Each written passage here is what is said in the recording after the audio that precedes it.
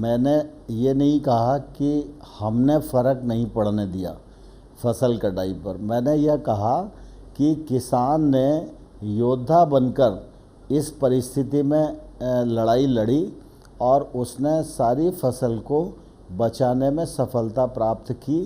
जहाँ तक मंडी में या क्रय केंद्र पर खरीद का मामला है तो थोड़ी बहुत असुविधा तो निश्चित रूप से इस परिस्थिति में होना स्वाभाविक है, लेकिन मैं आपके माध्यम से देश भर के किसानों को आश्वस्त करना चाहता हूं कि खरीद के लिए नेफेड और एफसीआई दोनों तैयार हैं। खरीद का काम चल रहा है। सोशल डिस्टेंसिंग बनाए रखने के लिए बाकी हेल्थ की एडवाइजरी का पालन करते हुए ये काम होना है, तो निश्चित रूप से इसकी गति थोड़ी सी पिछले बार से धीमी है, लेकिन अभी समय हमारे पास पर्याप्त है और ख़रीद भी जिस प्रकार से हो रही है, मैं समझता हूँ 50% से अधिक खरीद का जो लक्ष्य हमारा था वो पूरा हो गया है और आने वाले कल में भी किसान का एक एक दाना खरीदा जाएगा।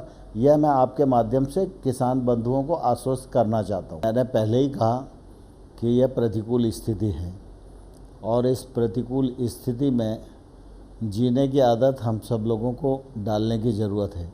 मुझे इस बात का बहुत दुख है कि मध्य प्रदेश के किसान जो पैदल चलकर आ रहे थे उनका रेल से कटकर मृत्यु हो गई। मैं उनके प्रति बहुत अपनी संवेदनाएं व्यक्त करता हूं। मध्य प्रदेश की सरकार ने ऐसे सभी परिवारों को 5-5 लाख रुपए राहत देने की भी घोषणा की है, लेकिन हम सब इस बात को जानते हैं कि व्यक्ति मृत्यु के बाद लौटकर तो नहीं आता और उसकी कोई कीमत भी नहीं हो सकती। उसका जो दुख है उस परिवार पर जो है उसकी भरपाई तो कैसे भी नहीं की जा सकती, लेकिन देश भर में अपनी आय को बढ़ाने के लिए लेबर का माइग्रेंट होना ये एक स्वाभाविक परिस्थिति है।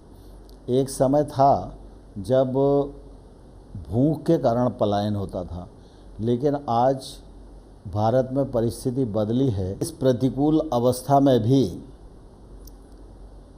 कृषि का क्षेत्र और ग्रामीण भारत लगभग ठीक प्रकार से काम कर रहा है।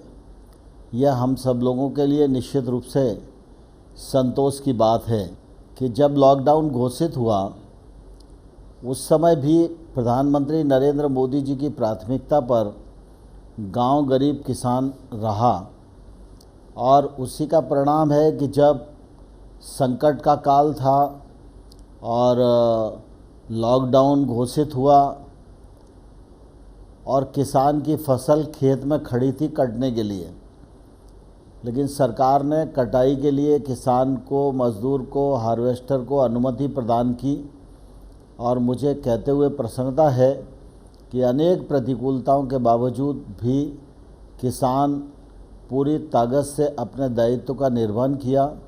उसने दलहन, तिलहन, गेहूँ, धान सारी कटाई के काम को पूरा किया और फसल आने के बाद ग्रामीण क्षेत्र और कृषि में सबसे महत्वपूर्ण बात होती है कि उसकी फसल को वाजिब दाम पर बेचा जाए।